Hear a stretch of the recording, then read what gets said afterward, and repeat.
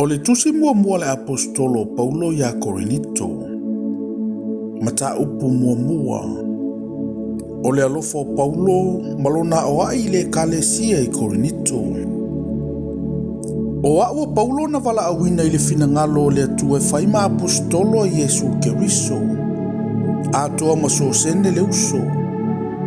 O la matusi le nei le kalesia le tuolo i Korinito. O e ua whaapaieina ia Keriso Yesu. Ua vala awe faima tangata pa ia. Atoa uma mai e vala au atu i le suafa o lo tātou wali o Yesu Keriso. I mea uma. O lo tātou wali i atoa ma lo tātou. Ia iante o tau le alo fatu noa ma le manuia mai le atua lo tātou tamaa. Ma le ali o Yesu Keriso. O te whawheta i antu i lo uatua i le au noa o no o tau. A wao le alo fatu noa le atua ua fua ina mai i ante o tau i anke riso Yesu. Ina ua whaata mau aina ina o tau e ia i mea uma. I le upu umalava ma le poto uma. Whaapeo na wha mau nia le moli mau i anke riso i ante o tau. O lea ua o tau le mātitiva i se mea alo whaitasi. O lo whaatalitali o tau le whaalinga o lo tātou wali i o Yesu Keriso. O ia fo ina te whaatuma wina o tau se i o i le unga. Ina ia le aise me whaasala inai o tau. I le aso lo tātou wali i o Yesu Keriso. E whaamaoni le atua. Ua vala wina o tau e ia ina ia mafuta whaatasi malona alo Yesu Keriso. Lo tātou wali i. Le au soe. O te ai o iantu iante o tau i le suafa o lo tātou wali i o Yesu Keriso. Ina ia tasi la o tau upu umalava. Ina ne ia ini maa se inga iante o tau. A ia mau popo lava i le loto i tasi ma le manatu e tasi. A wā ua ta ua mai o tau. O usoe. Ia te aue o sake loe. O iante o tau misa. O la uopu le nei. Ua taito tasi o tau mawhapeane. O a uolo sa Paulo. O a uolo sa Apolo. O a uolo sa Kefa. O a uolo sa Keriso. Po ua fele e a Keriso. Pena whaasataroina ea Paulo e suia i o tau. Pena papatisoina ea o tau i le ingoa Paulo. O te whawheta i antu i le antua o te lei papatisoina so o tau. Nga o ki ripo makaio. Ina nei whai mai se tasi na o papatisoina atu i lo una ingoa.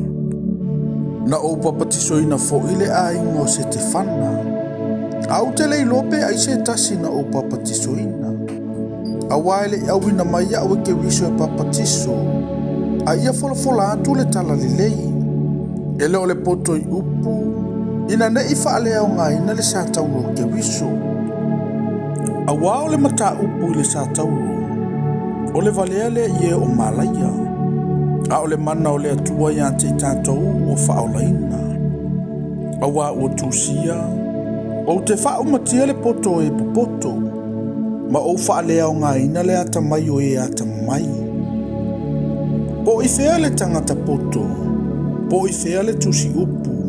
Po i whea le filifili ngā o le neila lolangi. Ele ua avea ea ele antua le poto o le neila lolangi ma valea. Awa o le poto o le atua. Ina ua le iloa le atua ele la lolangi lo lanto poto. Ua fina ngaloa i le atua ia whaola ina i le valea o le tala inga e ua whatua tua. Awa o lo whai mai uta ia i se whailonga. Ma e le ni o lo sa ili i lanto i le poto. A o i mātou. O mātou tala i antu i ake riso na whaasata roina. O le mea e tausua iai utaia. Ma le valea i a eleni. Ai peita i o e ua vala awina. O i utaia atoa ma eleni. Ua whaike riso ma mana o le atua. Ma poto o le atua i ante i lātou. A wā o le valea o le atua. E sililo na poto i tangata. O le vai fo i o le antua. e sililo na malosi tangata. Awawa au tau ilolo au tau wala awina. Le au soe, e le to tele e popoto ila le tino, e le to tele faipuli, e le to tele ali. Ai beita iwa filifilia e le tua mea valea le larolangi. Ina ia wha maina e popoto, ma mea vai le larolangi wa filifilia ia e le tua, e wha maina ai mea malolosi, ma mea tangata nuu, ma mea wha tau waa le larolangi. Ua filifilia ia e le antua, a toa ma mea e le ai, ina ia wha le au ngai ne ia mea o iai. Ina ne imita se tangata e toa tasi o na luma. A ua fua mai ia te ia, ona iai o tau ia ke wiso Yesu. O le ua vea ai mo tantou poto mai le antua. O le ami o tonu foi. Ma le pa ia, ma le wha o la tanga, ina ia wha pei o na tusia, o le mita, ia mita o ia i le alii.